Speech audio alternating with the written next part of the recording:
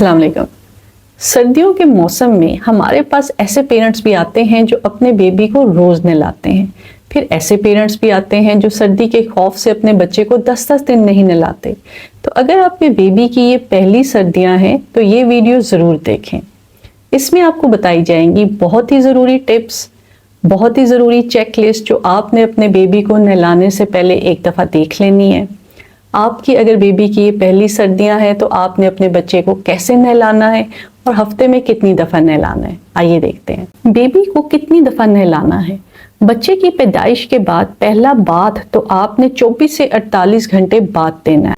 उसके बाद आप हर 2 से 3 दिन बाद बच्चे को सर्दियों में नहला सकते हैं, यानी हफ्ते में 2 से 3 दफ़ा। आपने बच्चे को रोज बिल्कुल नहीं नहलाना। बेबी को सर्दियों में कैसे नहलाएं? पैदाइश के बाद बच्चे की अम्बिलिकल कॉर्ड यानी नाड़ू साथ लगी हुई होती है। ये अमूमन 7 से 10 दिन में खुश्क होकर झड़ जाती है। इसको आप जितना गीला रखेंगे उतनी ही देर से ही उतरेगी और इन्फेक्टेड भी हो जाएगी। इसलिए जब तक बच्चे की अम्बिलिकल कॉर्ड यानी नाड़ू साथ लगी हुई है, आपने बच्चे को स्पॉन्ज बाथ देना है। खुले पानी से पूरा नहीं नहलाना, सिर्फ आपने बच्चे को स्पॉन्ज बाथ देना है नीम गर्म पानी से। अब अगर आपका बेबी 2 से 3 हफ्ते का हो गया है और आपके बच्चे की नाड़ू यानी अम्बिलिकल कॉर्ड खुश्क होकर झड़ गई है, तो अब आप अपने बच्चे को हफ्ते में 2 से 3 दफ़ा नहला सकते हैं। उसका तरीका ये है कि आपने अपने बच्चे को नीम गर्म पानी से नहलाना है। सर्दियों के मौसम में बच्चे को ठंड लगने का बहुत खतरा होता है, इसलिए ऐसी चेकलिस्ट आपने अपने पास रख लेनी है ताकि जब अपने बेबी को आप नहलाने लगें तो सबसे पहले इस चेकलिस्ट पे नज़र रख लें ताकि उस वक्त आपके बच्चे को ठंड ना लगे। ये सामान तैयार कर लें। बेबी के कपड़े, पैम्पर, मसाज ऑयल या बेबी मॉइस्चराइज़र, वैसलीन, 2 से 3 तौलिए अपने पास रख लें। ऐसा टॉवल जो कि ख़ास तौर पे बच्चों के लिए होता है जिसके ऊपर एक कैप हो, वो तो बेस्ट है। बेबी के लिए बाथ सोप, लिक्विड या वॉश रखें जो कि नॉन सेंटेड हो, नॉन मेडिकेटेड हो, केमिकल फ्री हो।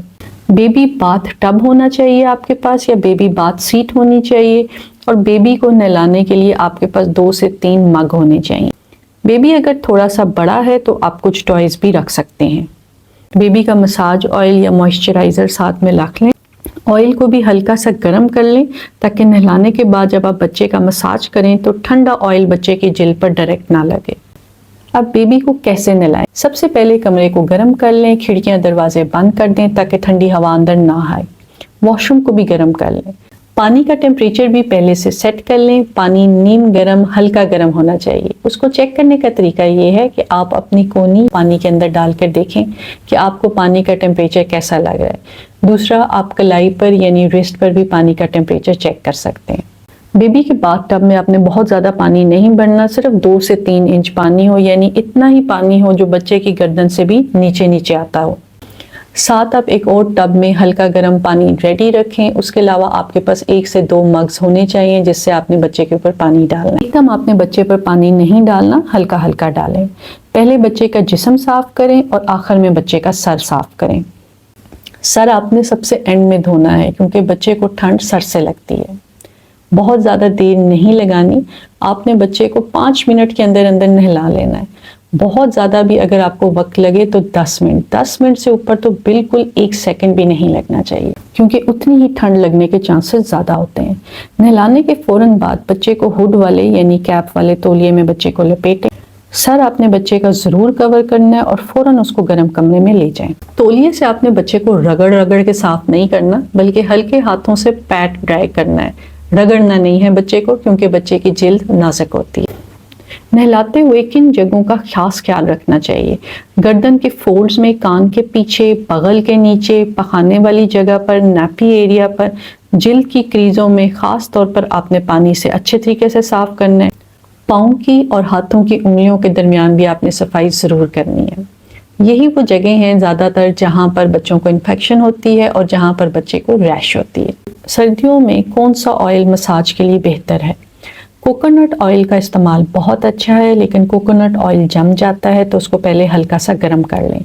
इसके अलावा आप आलमंड ऑयल यानी बादाम का तेल इस्तेमाल कर सकते हैं, ये भी बहुत अच्छा है। नेपी एरिया पर पैम्पर बांधने से पहले वैसलीन ज़रूर लगाएं। सर्दियों के मौसम में अपने बच्चे को नहलाते हुए आपने कुछ ज़रूरी टिप्स का ख्याल रखना है। कभी भी बेबी को गर्म से ठंडे और ठंडे से गर्म कमरे में एकदम ना लेकर जाएं। इसलिए नहलाने से पहले आपके कमरे का और वॉशरूम का टेम्परेचर मुनासिब होना चाहिए ताकि बच्चे को ठंड ना लगे। Baby shampoo, baby bath, baby soap जो भी आपने इस्तेमाल करना है हमेशा केमिकल फ्री हो, खुशबू के बगैर हो और ख़ास तौर पे बच्चों के लिए बने हों। बेबी को आपने सर्दियों में रोज़ रोज़ नहीं नहलाना, क्योंकि सर्दियों में बच्चों की जिल्द ख़राब हो जाती है, जिल्द ड्राई हो जाती है, क्रैक्स पड़ना शुरू हो जाते हैं। हफ्ते में 2 से 3 दफ़ा नहलाना बहुत है। बाकी दिनों में आप अपने बच्चे को नरम तौलिए से, नरम कॉटन के कपड़े से अच्छे तरीके से आप साफ़ कर लिया करें। सर्दियों के मौसम में आपने अपने बेबी की स्किन को मॉइस्चराइज रखना है। नहाने के बाद ज़रूर कोई ना कोई ऑयल से मसाज करें या मॉइस्चराइज़र जो ख़ास तौर पे बच्चों के लिए बना हो वो इस्तेमाल करें। पाउडर का इस्तेमाल आपने हरगिज़ नहीं करना। कभी भी बच्चे को पानी के अंदर आपने अकेला नहीं छोड़ना। एक बहुत अहम और ज़रूरी टिप ये है कि अक्सर सर्दियों के मौसम में भी हमारे बच्चों को गर्मी दाने निकल आते हैं, क्योंकि हम अपने बच्चों को बहुत ओवर रैप करते हैं इस खौफ से कि हमारे बच्चे को ठंड ना लग जाए। तो आपने अपने बच्चे को ओवर रैप नहीं करना। जितने कपड़े आपने पहने हैं उससे आपने एक लेयर, एक तय बच्चे को अपने कपड़ों की ज़्यादा पहनानी है। अपने और अपने बच्चे का ख्याल रखिएगा। बहुत शुक्रिया।